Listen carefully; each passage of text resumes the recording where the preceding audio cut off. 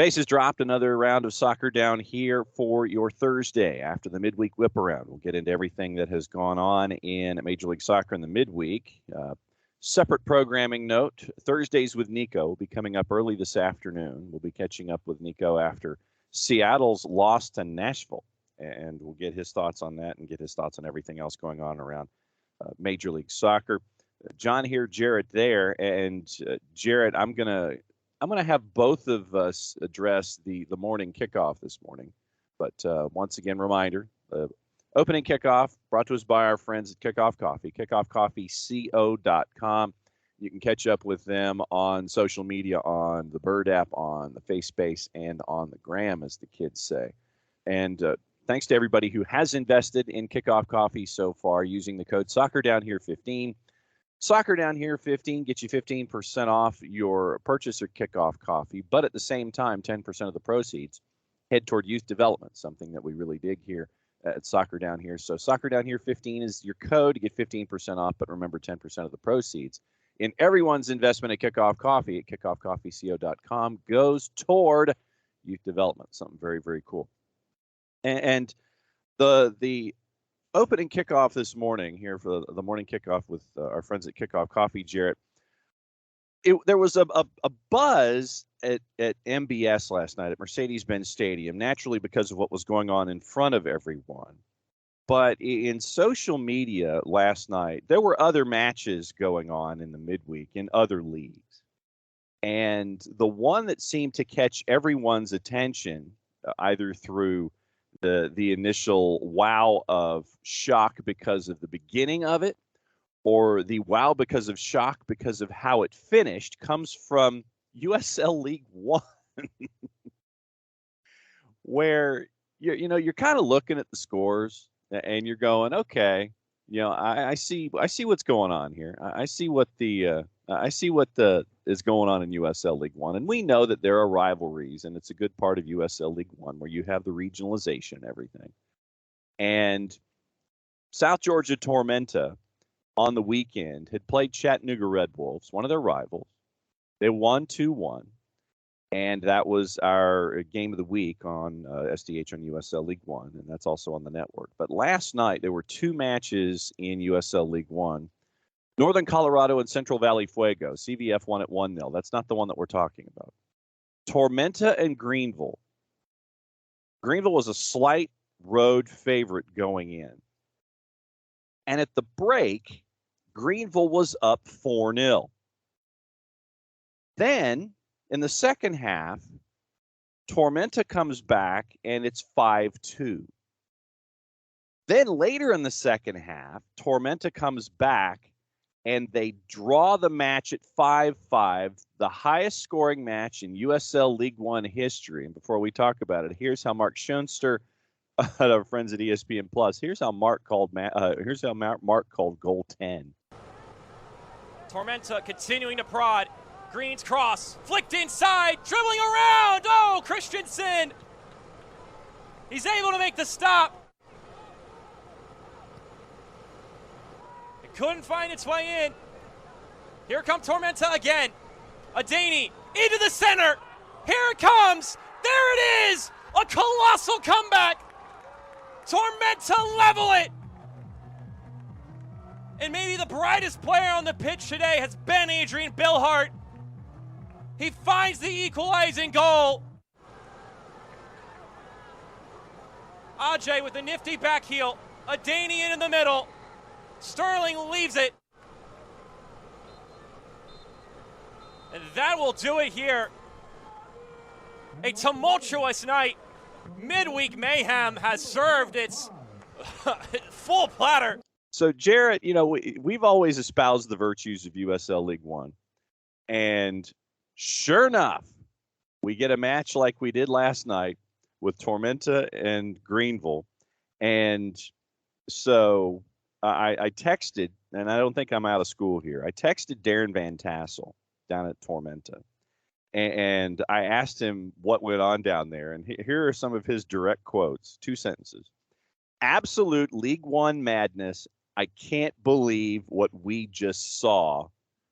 And then he talked about the rivalry with me for a little bit. So, yeah. So 4-0 5-2, 5-5. Happy midweek in USL League One with Tormenta last night down at Rsl. It's a hell of a way to hit your midweek, especially at that level. I mean, and imagine the motion going through. You're down 4-1 in the first half. I mean, it was just a deluge from Greenville. And then Tormenta they do what you're supposed to do in that situation, which is crawl back into it. You can't get there's no such thing as a 5-point goal or even a 4-point goal. It's the same thing in baseball. There's no such thing as like an 8-run home run. You've got to go one at a time. They did, and they created a fun environment for everybody. And just to break it all down, I'm going to dial it up here just to kind of give everybody the lay of the land in this match. So I'm just going to go through the goals here. So 4 goals, and it gets even better. And I know that John Harks is probably he probably took the flash drive that had this game on it and has probably snapped it and thrown it into the garbage. 4 goals in the first 30 minutes. Evans in the 3rd, Gavilanis in the 10th, Labovitz in the 21st, Evans with a brace in the 30th. Then back comes Tormenta. Keziah Sterling with a brace in 7 minutes, 37 and 44. Then Labovitz gets his brace at 45 plus 3. So you're 5-2 at the break. And then here comes Tormenta. Roberts in the 54th, Otieno in the 61st, and then the Bill Hart goal that we just played in the 87th minute. So that's what gets you to 5-5. And for those that haven't had the chance to look at USL League One, just to give you an idea, positions 3 through 10 in the league right now are separated by 4 points. It's always this competitive, don't get me wrong. But 3 through 10 right now in this 11-team league, top 6 make the playoffs.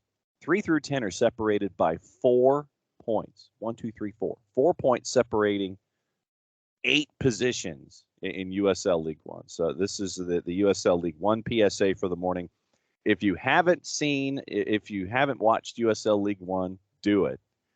If you're in a market where there's a home match, go check it out. And if you're not able to catch the match, but you're in the local market, go through the local provider or watch it on ESPN Plus. It's great rivalries, a lot of stuff in the Southeast here with USL League One. Can't recommend it enough. And they've added Santa Barbara Sky FC to join the USL League One in 2024, just to keep adding to what you're seeing in USL Championship and USL League One. So, yeah, just your garden variety average 10-goal madness last night in USL League One. So that's your morning kickoff. Brought to us by our friends at Kickoff Coffee. KickoffCoffeeCO.com. Kickoff Coffee CO on Twitter, on Facebook, and on Instagram. Use the code SoccerDownHere15. Get 15% off your purchase, and thanks to everyone who has been investing so far. And once again, reminder, 10% of the proceeds head toward youth development for the game that we talk about every single day here at SDH. So that's your morning kickoff. So, Jarrett, how was your evening last night outside of USL League One? I watched MLS. Good life. It's chaotic life, but highlights being that you get Atlanta United, which we'll talk about in a minute. Atlanta United picks up a home win, a desperately needed home win in a game they had to win, and they did. Cali Classico was weird, just a typical night in California, where San Jose goes up 3-0, then proceeds to hang on for a 3-2 win like you do, because, again, the Galaxy are an unpredictable bunch that you should never bet on. Beyond the fact that you probably shouldn't ever bet on MLS in and of itself. True. Don't bet on the Cali Classico. Don't bet on the Galaxy. A couple other weird results around the league, but nothing was like, oh my God, stark, just wild, out of this world. It was fun. A lot of goals last night. A lot of 2-2 draws, as a matter of fact. 1, 2, 3, 4 2-2 draws. Sorry, I'm looking at the wrong day. So it was FC Cincinnati and Vancouver. This is what happens when your game is played early when it comes to folks in Europe. So 2-2 draw with Cincinnati and Vancouver. DC United go Columbus, and that one was 2-2. So you had a lot of draws across the board, a couple of 1-1s as well, and the friendly rivalry. We'll get into that just a little bit. Atlanta United and RSL. I know a lot of folks had that in their spot shadow last night. And you look at the starting 11, and I know that folks are gravitating toward that formationally and personnel-wise. And you're looking at 3 matches in 8 days, and this was something that Atlanta United also did in the Toronto Red Bulls NYC Troika, where a lot of folks were looking at Joseph Martinez being on the bench. He played 27 minutes in that middle match where he started, played 27, started again. And so you had Joseph on the bench last night to start, and you had 3 center backs last night, Jerp, with Juanjo Purata getting his first start. When you saw the starting 11, what'd you think? I thought we called it right during the show. I mean, you wondered if you were going to go 3 at the back and ask Aiden McFadden to play more of a wingback role. Jarrett Smith is a genius. Let's just go ahead. No, don't do that crap. Because I promise, then people will get mad. Then people will expect things. I don't like it when people expect things. Life's easier when there are no expectations. But yeah, it was interesting, man. It was you go 3 at the back there, you play your wing backs, and they found plenty of space. But I thought the organization was good at the back too. Now, it looked like Purata was being the one marshaling the lines. Thought he did a good job of it. Did everything you would want him to do. So good on him for it, and good on him for the performance where you're able to get forward with Ronaldo Cisneros making those runs, those really vertical runs off the ball, and even when they were not making those runs that resulted in scoring opportunities, you saw a lot of movement off the ball, and what it does is it screws with everybody's gravity. It screws with shape. You start pulling guys. 2 guys make a couple different runs, and you start freeing up space for somebody else to fill in that voided space. It pulls on the gravity of the entire defense and just kind of messes with their shape and screws with what they want to do. Then you find that little half bit of space, and as we know, Atlanta is full of guys who are very technical players, can find that half bit of space and are then successful in exploiting it and creating opportunities, and they created a number of opportunities. I mean, you could argue they could have had 4 goals at least, because you look at Almada hitting the post with an absolute rocket. Yep. Doesn't include Zach McMath made an amazing save in the first half going down to his right.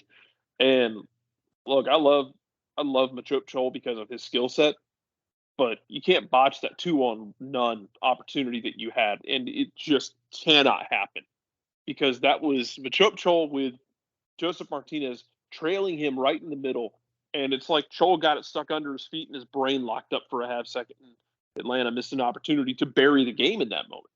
They could have had 4, could have had 5. They created opportunities. It was really fun to see. The back line marshaled really well. They got beat on a recycled set piece once again. I'm to the point now where, look, teams are going to keep those bodies up because they know that they're going to get those recycled opportunities. They overloaded a bit. Aiden McFadden wasn't able to get close to his guy. And look, man, just if you're not going to be able to trigger that counter right away, just get it out. Even if it's a throw-in, that's fine. Looking at the numbers last night, courtesy of our friends at SofaScore, 6s and 7s mostly. Ronaldo Cisneros, obviously, with his 2 goals on the board, punched an 8.5. Thiago Almada, with his work, punched an 8.6.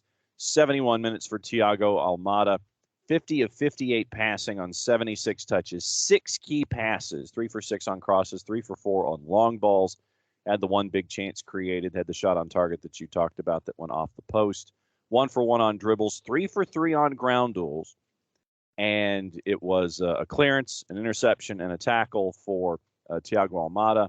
For Ronaldo Cisneros on the night, 77 minutes with 3 shots on target, 2 for 2 on the dribble, 22 touches, 14 for 14 in passing on 22 touches for Ronaldo Cisneros, 2 for 3 on ground duels. He was fouled once as well. Then looking at a couple of other folks, let me give you Aiden McFadden's numbers at punching a 7.1, 22 of 28 passing at 79%, 55 touches. And you had 5 of 8 on ground duels, 1 for 2 in the air, not necessarily a surprise with the hops that Aiden has. So 6 for 10 on duels on the day. Fouled once, 2 clearances, 1 interception, and 4 tackles for Aiden McFadden. So a lot of 6s and 7s across the board. The substitutions that came in, Franco Ibarra came in, played the final 20 minutes for Almada. Santi Sosa, good to see him come in and get 10 minutes for Omar Sadic. And then obviously Joseph Martinez coming in and Machop Chol coming in for Cisneros and McFadden. That one was the double switch with 13 minutes to go. So they both came in with the 77th minute. And one of the things that Gonzalo Pineda mentioned after the match last night was when you were going forward offensively, they were doing so as a club. When they were playing defense, they were doing so as a unit as well. And one of the points that he made, and I wanted to get into this with you because you mentioned this player specifically, was Marcelina Moreno. And you mentioned Marcy with his offense, but Pineda mentioned him specifically defensively late, coming all the way back, slowing the game down, doing the professional foul to keep the momentum being from what it was for RSL. So Marcelina Moreno, for me, once again, stood out last night. Yes, we're used to him being that artist out there, but he came back and he was part of things defensively as well when he needed to be. He was. He did exactly what he needed to do in that game, and you needed guys to basically haul ass. And he did. He was good. I mean, he was forcing turnovers, and they did a really good job of forcing turnovers up the field as well. Because you get the second goal, it's Mateus Acetu reading a pass, stepping into the lane, then touching it over to Cisneros, who creates wine out of water a bit. He's got he's 1-on-2, but it's good defensive work from everybody. It's defending up the field. It's not just defending in your 18. It's defending up the field. It's forcing turnovers. It's RSL wants to get bodies forward, and as they're doing it, you turn them over. It's good work by Moreno to do that. It's tough work, and that was, for me, the balance last night of, you're able to play with your hair on fire at times. You build a 2-0 lead. Even in the second half, you had a couple stretches where you're able to play with your hair on fire, and you're playing that high-energy style, but then also be able to, at times, put your foot on the ball.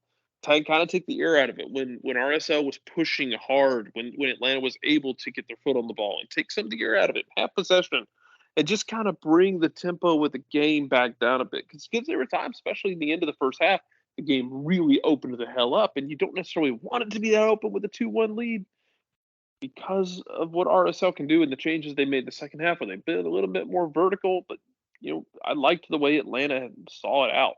It got a little dicey. They threw away a couple opportunities to bury the game. That part I'm not thrilled with, but they still saw it out, and that was the most important part. Here's your highlights of the match for those of you that may have missed it one way or the other, courtesy of our friends at Bally Sports South in Major League Soccer. You asked Gonzalo Pineda about Thiago Almada, or maybe what he was missing in the last match. What about that for a ball? Cisneros inside the area. What a goal! Ronaldo Cisneros gets the start. And he responds by rewarding Atlanta United with a goal here early.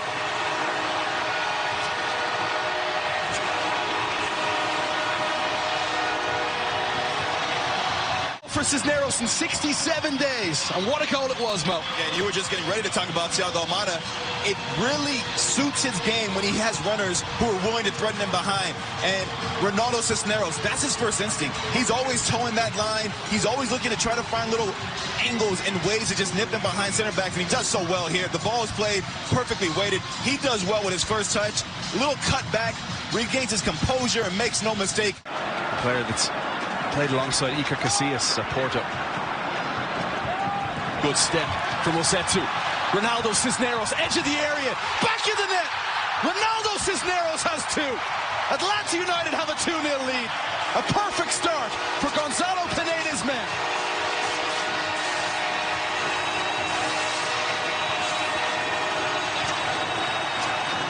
Passing, the way the ball turns over, but the reaction. Look at the reactions here.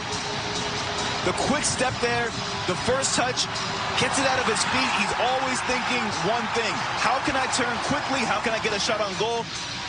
Kev, you called on Rosetta to do more. Well, I think he's showing a level of importance to this team, stepping up there, winning that initial ball. But this strike, this confidence in Cisneros right now, he's oozing with confidence. Around Mercedes-Benz Stadium as the match is over. Atlanta United return to winning ways at Mercedes-Benz Stadium. I I wanted to specifically ask Gonzalo Pineda after the match about Juanjo Porata. And, you're pressed into service, and you've only been in town for a couple of weeks, and you're pressed into service. And having someone like that has that experience, because, I mean, if you look at the other four that were back there at any given point of time, Caleb Wiley, George Campbell, Alan Franco, Aiden McFadden, they're not the oldest folks in the tooth when it comes to playing professionally, and having someone like Juanjo Porata back there, I thought it was good to have that experience and that voice, that level-headedness back there. 11 clearances on the day for Juanjo Porata, 1 interception, 2 tackles, 1 dribble pass, 14 duels on the night, 3 for 8 in the air, 5 of 6 aerials won, so 8 of 14 in the overall. Fouled once, 71 touches on the night, 38 of 50 in passing, 76%, 3 for 8 on long balls. And I think that, obviously you're looking forward to seeing how he continues to integrate as he's becoming more comfortable with the relationships. And Coach Pineda mentioned this as well. It's like, okay, what is Alan Franco going to do in this situation? What's Aiden going to do? What's George going to do? And being able to think as one. But I think that last night you got that small sample size as to what that kind of experience can be and what it can mean at the back. And having someone like Juanjo Porata back there really helped out last night. It did. I'm interested to see how he continues to develop that chemistry. And, if it's a 4-man, if it's a 3-man back line, how you're going to handle this going forward. Because I like the idea of doing this 5-man look with 3 center backs.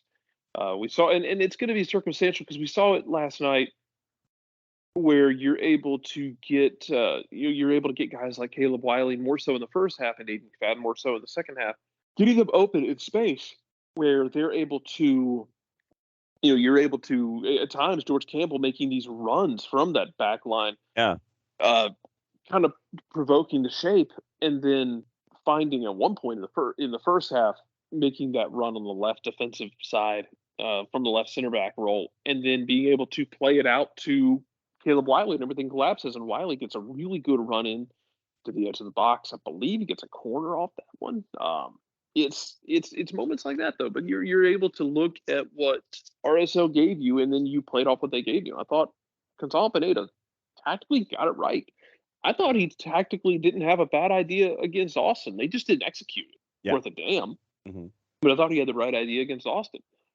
But last night, it's a team right now that with Atlanta United that is feasting or famine or being feast or famine at the start of games. They're coming out hot. They're either giving up a goal in the first 10 minutes or they're scoring one right now. And that seems to dictate how they're handling things. I'd liked the way that they handled last night after they gave up a goal. Their heads didn't seem to drop. They just got back on the ball. They saw out the half. They kind of regrouped. RSL wanted more of it in the second half, and Atlanta still was able to create some opportunities and still got their foot on the ball at times, and then weathered at the end. Did a good job of not screwing around either. Of when RSL's pumping balls in the box, Atlanta's just getting it the hell out of Dodge. Mm-hmm. Don't be cute about it. Just get it out. I think the only time they were cute was one time Joel pulled one down and tried to play the ball to Alan Franco. And Franco, it was a little bouncing ball. Thankfully, Franco got enough of a foot on it. He just yeeted it out to, basically Mechanicsville. Somehow got it out of there because it was tricky. And I didn't love that because of the pressure you were under. Just get it out and give yourself a chance to reset. And especially when you had brought in Joseph, who was asked to give you 15, 20 minutes of hard work, let him do that hard work for 15, 20 minutes.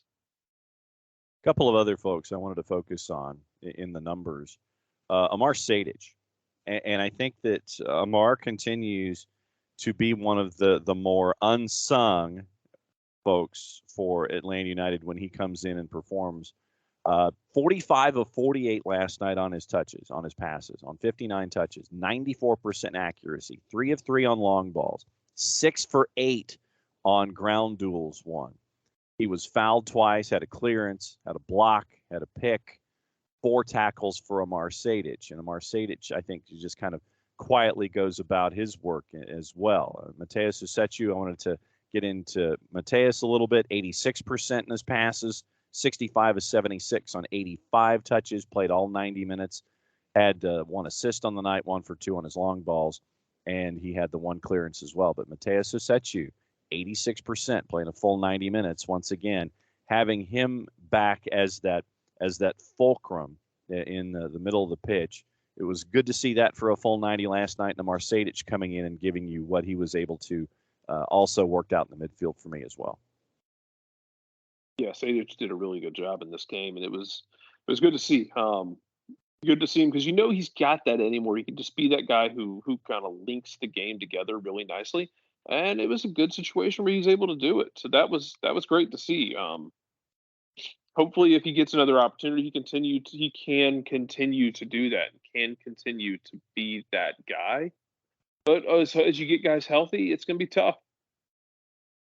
But that was why this roster was constructed the way that it was. So when guys are healthy, you have that depth that you can rely on, and you can sit there and plug and play and go, okay, I'll want this here, this here, this here, and this here, and these guys can do that kind of thing. And so that was why the roster was constructed in a perfect world, and we know that no world is perfect. But you're looking at Atlanta United right now, 3 points out of 6th, match in hand to the competition above them, with the purple team coming to town on the weekend, and we'll get into that on tomorrow's show. We'll get into that, and the weekend whip around. Patent pending trademark is on the way as well. A couple of folks before we get into all of the other activity from last night. When we made the early siren call, not knowing that the Bird app would have its longest outage in recent memory, for folks not to comment on this morning, Shiva and Michael Head came in and had their thoughts. Shiva goes, my hope is it being a game at home against the rivals will give us more motivation to build on today. We'll have to see. And then Shiva followed it up by going, good win last night. Great statement by the players and coaches, but show me more by winning the next game. And against Orlando, that one will be the test that we're looking at. Very busy weekend on a quick turnaround. And right now, Atlanta United, and this is just juice boxes. This is way before any kind of in-depth analysis. Juice boxes have Atlanta United as a prohibitive favorite at home. 3 o'clock kick, by the way, a little after 3 o'clock on Sunday. 3 o'clock Sunday kick. It leads off the 7 matches that are on your Sunday for Major League Soccer. And then Michael Head with a question about the starting lineup. Michael goes, far from perfect, but a much-needed W. Now can the squad build on that prosperity? Also, and Jarrett, Michael wanted to know, and we've talked about this a little bit, thoughts on Cisneros making runs behind the D that Joseph seems unable to do at this point of his career? I think Joseph's just a different player at this point. That's fine. I mean, it's players change. He is coming off of that knee injury. He might not be the same guy. Yeah, that's okay. He still gives you a good skill set. He gave it to you in those last minutes where he is able to kind of check back, play that one-touch ball, and free somebody up. Again, he or Chol should have had a goal late in that game. Mm-hmm. But Chol just scuffs that opportunity because it's either he needs to get it on goal and put a shot on 1v1, or he needs to square it to Joseph, who at that point has a tap in. So Joseph's just a different animal, I think, right now than he was before. He's well rounded. I mean, it'd be different if Joseph's game was only those run in behind, but he can drop in and make those plays. Now, can Joseph get back to being that guy who makes those runs in behind? I don't know. I don't know what he's got in his legs. We'll find out as time goes on. Let's take a tour around the rest of Major League Soccer. And after this, then I'll read a promo and go on and figure out what happened in the rest of the world yesterday and this morning as we get into everything here at SDH. Reminder that Nico Moreno's visit, Thursdays with Nico, and he'll probably be on his second cup of coffee. That'll be coming up early this afternoon. And we also are going to catch up with Andrew Haynes, who was part and parcel to the growth of the NISL. And they announced this past week that they're adding a new franchise for next season in Tampa Bay. So we're going to catch up with Andrew and find out about what's going on in NISL Pro. NISLPro.com, and Tampa Bay will be playing at the Yingling Center, the Tampa Bay Strikers. I don't know what the folks in Fort Lauderdale have to think about that nickname, but Tampa Bay is joining the NISL, and that is next year. Andrew Haynes will be up for a soccer down here 1v1 later today as well. So it is this show. It is Thursdays with Nico, and it's a 1v1 with Andrew Haynes discussing what's going on in indoor soccer. So it's a very busy day here at the network. Last night in the NPSL, it was a big win for Appalachian FC. They beat Apotheos by the score of 4-1. A 70th minute goal after the game had been started an hour late because of lightning down in the Southern Crescent. North Alabama SC advances with a 1-0 win over Georgia Revolution. So we'll be catching up with everybody in the NPSL Southeast and get you ready for the Southeast Conference Final this weekend. And it is going to be in Boone, North Carolina, North Alabama SC and Appalachian FC right now. Appalachian is ranked in the top 25 in the NPSL, and the full playoff grid is out for the NPSL chasing after a championship. Tormenta's women, the Tormenta W team in the USLW, they won yesterday as well. And if I'm not mistaken, I believe, and I'm checking this out literally live, and I know this makes for fantastic radio, and I apologize immediately for doing this. You got the Greenville Liberty were in the same section of the bracket for South Georgia Tormenta, and last night Liberty advancing to the semifinals after a 2-0 home win. So you've got the Liberty and Tormenta. Once again, it's Greenville and it's South Georgia going at it on the right-hand side of the bracket. So they're in the semifinals. Minnesota Aurora won over Indy 11's women's side in USLW. They advanced as well. So Minnesota Aurora with Sarah Fuller in net. They are on the left-hand side of the bracket. They're the only unbeaten team left in USLW, and they advanced to the semifinals. Right-hand side semi, Greenville Liberty, Tormenta W. That one's going to be crazy to determine your champion in USLW as we go forward. So that's your quick tour about everything else that's going on outside of Major League Soccer. Let's go back into Major League Soccer. And Jarrett, you mentioned the Cali Classico. FC Cincinnati beat Vancouver by the score of FC Cincinnati and Vancouver tied it 2 last night. Also in the 8 o'clock starts. DC United and Columbus. That one was another 2-2 draw. I'm still trying to figure out how DC scored 2 goals.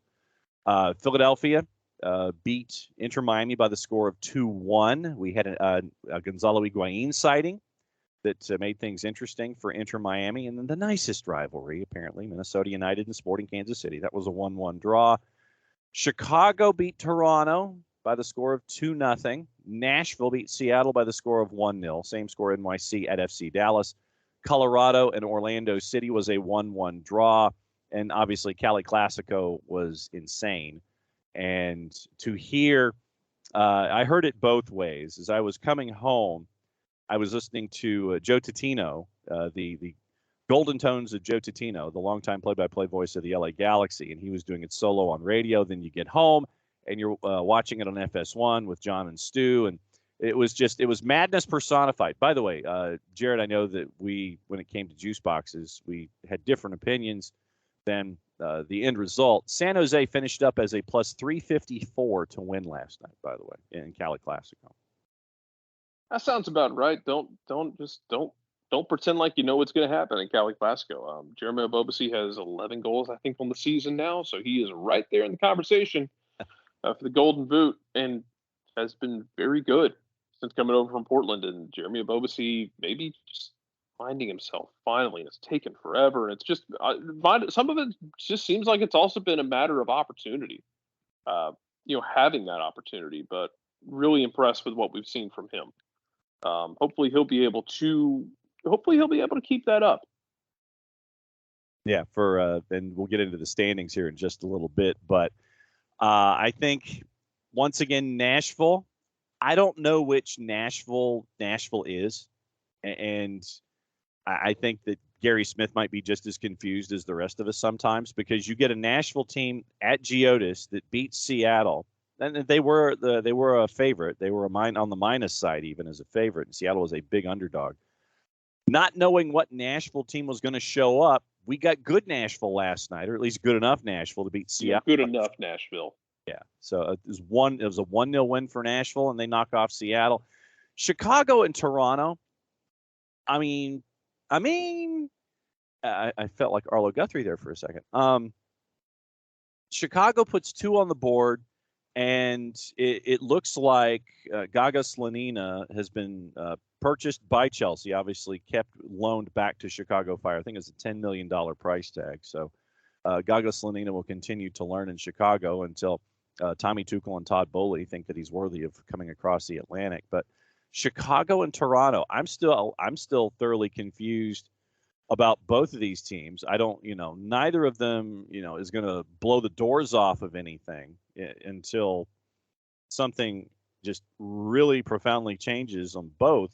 Both are not very good, but on the night you end up with 2 goals from Jean Duran in the 12 minutes, basically. And that was a 2-0 lead after 16 minutes. And then that pretty much was it for that one. But youth for Chicago, and I think that's kind of what Ezra Henderson was hunting for, was having the young guys step up. Jean Duran did that last night. And you got your first appearance of Criscito for Toronto FC last night. So you had Criscito coming in, and he played just under 30 for you. So the beginnings of the Serie A work for Toronto FC are starting to get into place now. You're starting to see those guys. Criscito comes in, so now we're waiting on Insigne to get healthy, and then possibly Bernardeschi. And I talked about it with Dylan Butler yesterday, but we're starting to see this veteran presence coming in, and it doesn't seem after initial results to be making that much of an impact. Well, this is the same problem that Toronto has had for a while. If they don't get an offensive explosion, they're screwed because they haven't had a clean sheet in, 2 years? Yeah. Like, Toronto's going to give up goals constantly. Constantly going to give up goals. If their offense does not produce, this is like a Big Ten team that forgets how to score. Like, if you're in the Big Ten, if Baylor's in the Big Ten and Baylor has a year where they can't score, well, congratulations. You're not going to a bowl game. Someone's probably getting fired. Yeah. Because you can't function that way.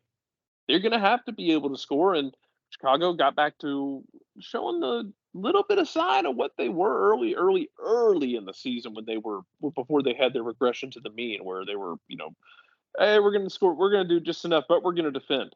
Okay, cool. You live your best life, but still don't know how sustainable that is long term because they still have issues they got to work with. That's okay. Everybody does.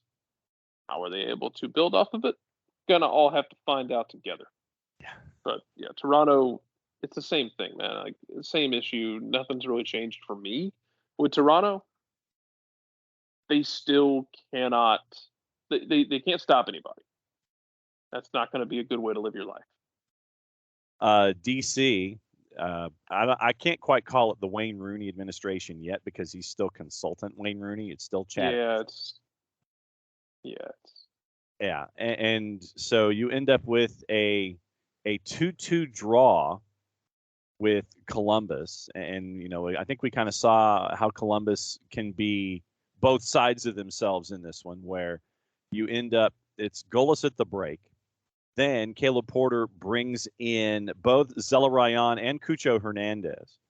And so, strangely, when these two come in, Cucho ends up with a brace. Zelarayan ends up with 2 assists. You are up 1-0. Taxi Funtas scores to make it 1-1 with 10 to go. Lead doesn't last you a minute. Cucho scores again to make it 2-1. But then we mentioned Columbus being Columbus. And it just so happened this time it was against DC. Ola Kamara scores at 90+2. It goes to VAR. Here's how that was on, courtesy of our friends at DC United and NBC Washington and Major League Soccer. Here's how that one ended up at VAR. 2-minute VAR review, and it ends up counting. They pointed to center circle, so it ends up with a 2-2 draw with teams that you don't know which one you're going to get. So you get two more teams that are like the Forrest Gump proverbial box of chocolates with these two. Yeah, and this is one of the things that always frustrated me about Atlanta dropping points to Columbus at home, and not only dropping points but losing to Columbus at home. Columbus has stuff they still haven't sorted out. Like, that was one of my biggest frustrations with that game is, like, Atlanta shouldn't have been losing that game to a Columbus team that you gave them you gave them the ability with that first second minute goal, whatever the hell it was, to just sit back and not have to play you. Because when they have to see out something that's tight, it gets a little sideways on Caleb Porter. Because DC still has a lot of problems. Columbus still has problems, obviously. Everybody's got we're all just ate up with problems. Yes. We all have problems. It's how you address them.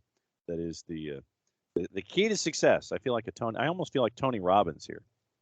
We all have problems, but it's how you address them as to how you turn into success. I don't know. We mentioned success, and Minnesota United had been having it ever since they announced the Adrian Heath contract extension for he and his staff. But then in the friendly rivalry with Minnesota and Sporting, you end up with an own goal by John Polskamp, no other offense on the day officially for Minnesota United, and Johnny Russell scores with about 30 to go, making it 1-1, and that was your ball game. So do we read more into this about Minnesota United not doing something, or read it into that Sporting finally did something? I don't know how you read into this one, other than maybe just throw out the records with this one, because it's a matter of two teams that do have a rivalry. So maybe you just throw out the records with this one. I don't really know for sure. Because Minnesota had won 3 in a row, and it's been a nice turnaround for Minnesota. It's been a good look for them. In all respects, I've been very impressed with what Minnesota has done, because I thought they were in a bad way, even after signing Heath to that extension. They really have played well. Like, it's been kind of, for them especially, like, it's been a little touch and go with some of these games, but like, they've been getting in front and hanging on. Maybe this is kind of a little bit of regression of, hey, you got in front with, I believe it was an own goal. Yeah. You got in front with an own goal, which I think they got an own goal last week too. They have employed own goal and done a good job using own goal to their advantage. Absolutely. But maybe this is a little bit of regression, and we'll see how they react to it, because I think they can be very good in moments when Reynoso's really clicking into the game, but can they maintain it? The big issue for them the last few weeks has been, if the game was 70 minutes long, Minnesota would be a terrifying team. Again, let one in late, and it's almost like they just switch off and they got to change batteries. Yeah. Got to sit there and be like, what was the Jason Statham movie where he constantly had to charge himself to a battery source or something? Oh, man, I know what you're talking about. I can't remember the name of it though. So, but that's what it sounds like to me with Minnesota United, is that Jason Statham movie series. Maybe our folks can help us out with that one. Colorado and Orlando City, kind of looking at the next opponent for Atlanta United. It was a full-time 1-1 draw. I'm sure that the Prairie Dogs were excited watching this one. And the way that the numbers ended up here, the draw was a plus 273. Colorado was a prohibitive home favorite at a minus 115. Orlando City was basically a plus 300. And Facundo Torres puts the purple team on the board with a 1-0 lead. They carried it into the half. And then Jacinho scores, Jossie Zardes, with 25 to go to tie it at 1. And then things got very yellow cardy.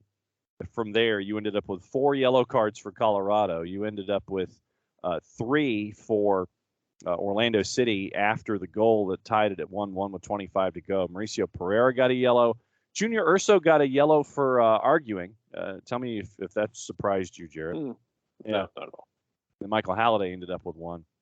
5 minutes in for his substitution for Juan. So, so it was a 1-1 draw. And like I said, I'm sure that folks were thrilled. It was a thrill-a-minute match there in Commerce City with Colorado and Orlando City heading up to this one. Reminder, folks, if you can call him Juan correctly, you can also learn how to pronounce Josetu and Haimar. Yes. Just putting that out there because, good God, I've seen plenty of people miss on those. Yes. Josetu, Haimar, Juan, not Har. Yeah. If you can get Juan right, you can get Josetu and Haimar correctly. Yes. That's your LaRousse lesson for the day. One more before we get into the rest of the activity around the world and read promos and things. It was Philadelphia and Inter Miami. Gonzalo Higuain scored a goal with 8 to go to make it 2-1, but Daniel Gazdag scores in the 26th. It was 1-0 at the break. Corey Burke with the assist from Kai Wagner made it 2-0 with 24 to go. And then Gonzalo Higuain, of all folks, did not have that one on the bingo card for yesterday. But Gonzalo Higuain scores to make it 2-1, but that ended up being your final result as Philadelphia got the points and got the 2-1 win down there at Inter Miami. It did. It's good from Philadelphia to build off of that game against DC. Got up 2-0 on them, gave up the late consolation goal, and then saw it out. It's what Philadelphia needed to have back on top of the East. Despite all of those draws and drop points and disappointment, it does make you think, like, man, where would they be if they could finish a game out? But good on them to be able to rebound after everything that's gone wrong for them. And able to go out there and get the, I guess for them, go out and, get the win and be able to finish a game off against a solid team. Miami's no slouch. And yeah, Higuain's occasionally capable of just popping up and doing stuff. So let's run through the standings really quickly after the midweek whip around. In the Eastern Conference, you mentioned Philadelphia, top of the ladder. They've only given up 14 goals in 20 matches this year, 9-9-2. They're at the top with 36 points. NYC, they are the first team in the East to get to double-digit wins at 10-5-4. They're at 35. Red Bulls are at 33. CF Montreal, soon to be Impact, probably, maybe, hopefully. They are right now fourth at 9-2-8, match in hand over a couple above them at 29 points, goal difference of -2. However, CF Montreal has lost 2 in a row. Orlando City, with their draw, they're up to 29 points, but their goal difference is at -4. FC Cincinnati has drawn their last 4. After their start, they've only gotten single points in their last 4 matches. They're at 27 points in 6th. Charlotte, 26 points in 7th. They have won 2 in a row. They've lost 10 of their 20 this year. Then the fun starts. Columbus at 26 points. They have a match in hand, and they have 6 wins on the year compared to Charlotte's 8. The Revs at 25 at 6-7-6. They have only won once in their last 5. Then you have Atlanta United, once again, match in hand, 19 matches compared to 20 of the 3 teams above them that are north of the playoff bar, Orlando City, Cincinnati, and Charlotte. So 3 points out of a playoff spot, match in hand to Charlotte at 23 points. Inter Miami, with their loss, they've lost 3 of 5. They're at 22. Chicago, with their win over Toronto, jumps Toronto. And so Chicago's now at 20 points. Toronto, in 20 matches, have given up 38 goals so far this season. DC United, they are at the bottom, 18 matches played, 18 points, and they've given up 39. In the West, Austin, with their win in the Copa Tejas, they're top of the West at 40 points. LAFC's at 39, 19 matches played. 20 matches played for Nashville, who's at 30 points at +1 in goal difference. RSL's at -1 in goal difference now. They dropped to 4. Minnesota United, 28 points. They're at 20 matches as well. FC Dallas has 7 wins and a better goal difference, so that's why FC Dallas is in 6th. LA Galaxy, they've lost 3 of 4. Atlanta United fans, keep an eye on that one before the trip out west. LA Galaxy, 27 points, 19 matches played. That is your playoff picture. Seattle's at 26, but they've lost 3 of 4. We'll get into Nico Moreno and talk about that coming up later today. Portland is at 26. They have won 3 of 4, unbeaten in 5. Vancouver's at 25 points, only 2 points out of a playoff spot. 7 wins in 20 matches. Houston lost 3 of 4. They were right there in the playoff hunt. But right now, they are in 11th at 22 points, goal difference of -3. San Jose with the win, they go up to 22 points, match in hand on Houston. Colorado is at 21 points. Sporting Kansas City with the draw last in the West, 21 matches played. They're the first one to 21 matches. And 35 goals allowed, 20 points, 21 matches, bottom of the West. So, Jarrett, as we get past the midweek whip around, any other overarching thoughts now that the standings are out? Not really. It should be a fun weekend. I want to see how teams balance the weekend. We saw a team like RSL come into Atlanta with a little bit of a rotated team. I don't think you're necessarily punting on it, but you're rotating and you're seeing what you can do going forward. We'll see how everybody approaches the weekend.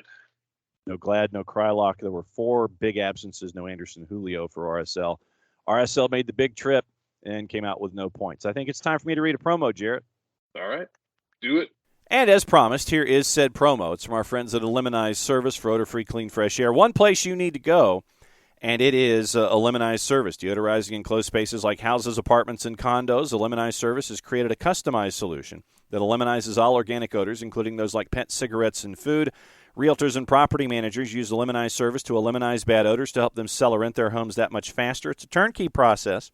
Makes it easy to work with realtors and property managers. Eliminize Service, kind to the environment, offering a green way to get rid of odors without any kind of toxic residue whatsoever.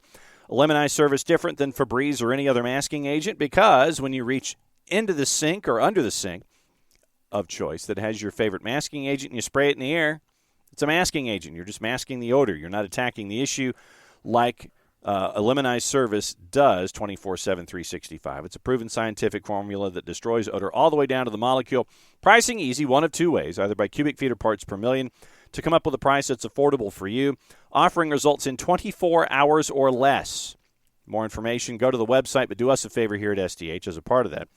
Eliminize.com is the website, but after .com, go /Atlanta. So your full homework assignment, ELIMINIZE.com/Atlanta. Eliminize.com/Atlanta for odor-free, clean, fresh air. Eliminize Service, proud sponsors of everything on a Thursday, SDH. So now it is time to take the tour around the world and take a peek at all of the transfer news, all the news that's fit to print, as we work our way forward, trying to figure out who is going where and which national nightmares are over. We mentioned Mesut Özil yesterday, left Fenerbahce after his contract was terminated by mutual consent. And so what does he do? He turns around and joins rival Başakşehir. He has signed a 1-year deal with the option of another year, according to the club. Başakşehir finished 4th last year, 8 points behind second-place Fenerbahce. Özil hadn't played for the club since March, following a bit of an argument with then interim boss Ismail Kartal. He'd only played 37 times across his season and a half in Turkey, and he had 2 years left on his deal.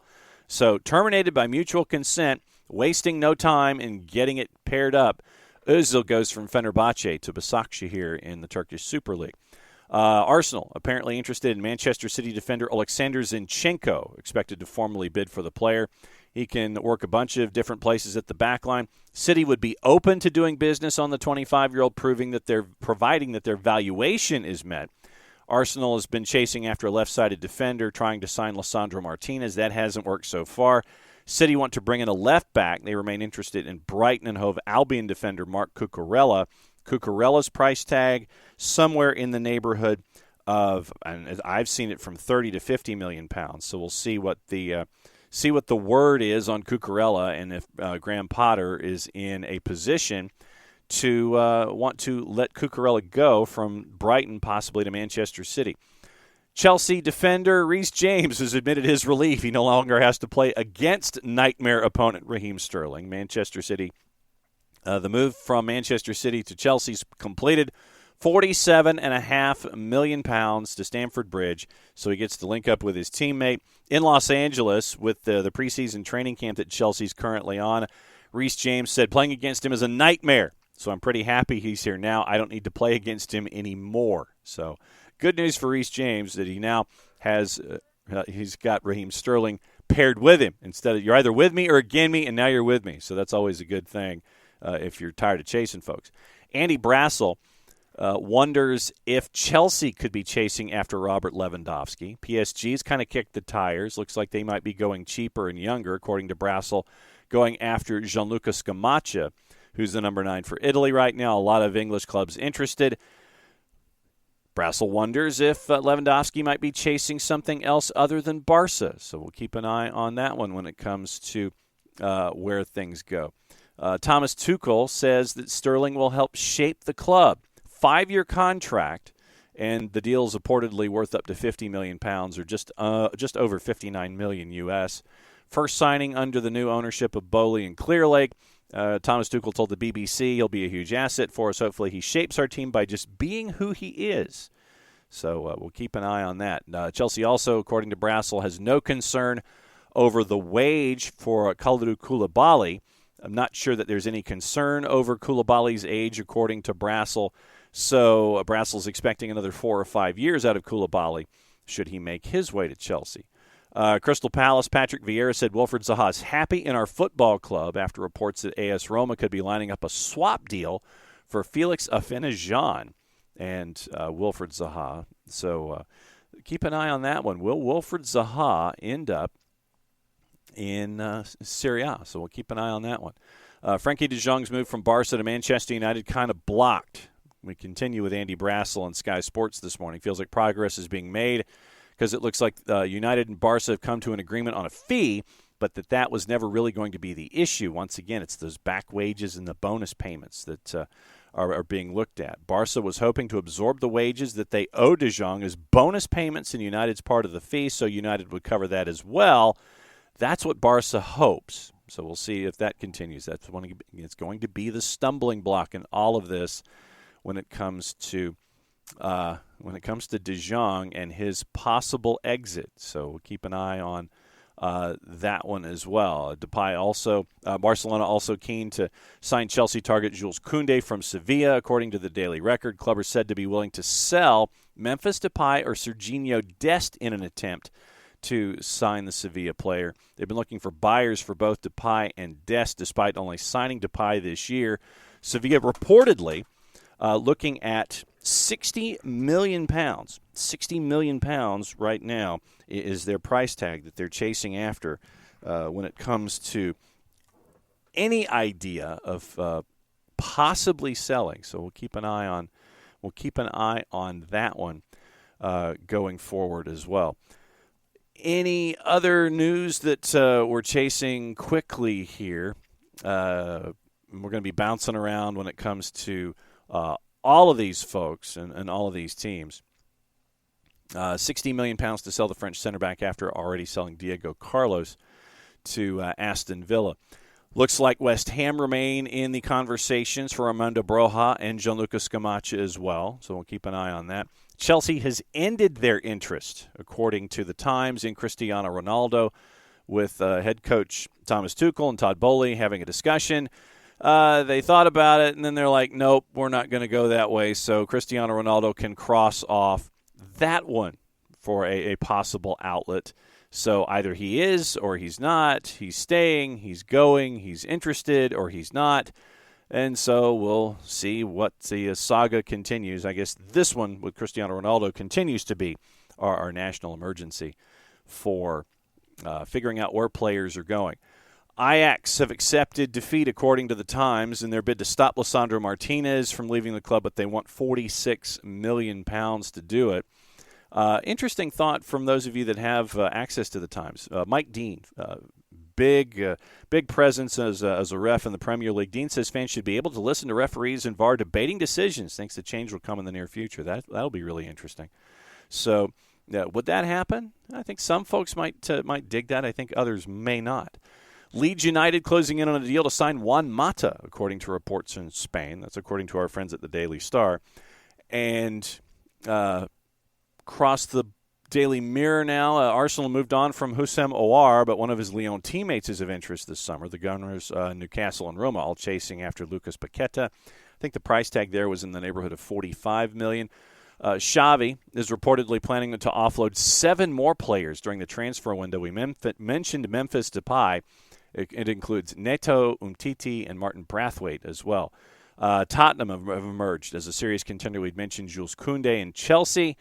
Looks like Tottenham is now interested in Jules Koundé as well, despite the failed attempts to get Koundé to go to Chelsea in the past. And let's see. The Athletic announcing Burnley's reached an agreement with Chelsea to sign a Netherlands U21 international. And that is your look at the newspapers and what's going on with a lot of the big news, big news.